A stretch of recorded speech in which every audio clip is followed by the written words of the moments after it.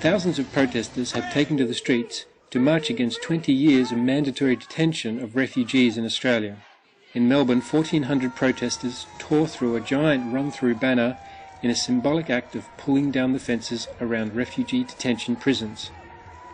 The rallies marked the annual World Refugee Day and highlighted the fact that 2012 is the 20th anniversary of the introduction of the policy of mandatory detention in Australia. For 20 years we've ignored our own laws, our own human sensibilities, international convention, and we've taken the world's most vulnerable people and locked them behind bars. The very same person who decides whether they're locked up is the same person that decides what access to rights they have, their welfare, and how they should be treated. It is an absolute conflict of interest to allow the jailer to be the guardian of these children. So we say, to Australia,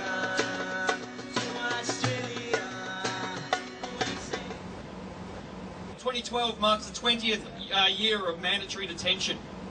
Okay, for 20 years, successive Australian governments, with the assistance of the commercial media, have run a hate campaign and a fear campaign to manufacture and manipulate racism for their own political gain. 20 years of mandatory detention is 20 years too long of this abuse, and we call for an end to this barbaric policy now. Free the refugees! No privacy for some! Free the refugees! Rallies to end statutory detention of refugees in today on Promise Forum. This whole country is built on a history of refuge and people being refugees and people fleeing other unsafe places to come to a place of safety.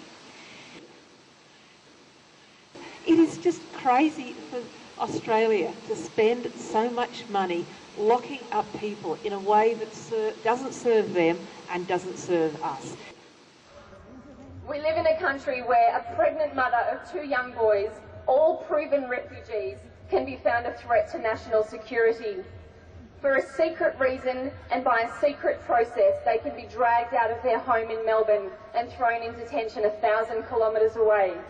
We are here to say enough mandatory detention, enough unnecessary suffering in the walls of our detention centres, and enough turning our back on international obligations for the sake of scoring a few cheap political points. We need to change this situation for people in detention center as soon as possible, and we're fighting as much as we can. We're not going to stop it, and we want more people to come and join us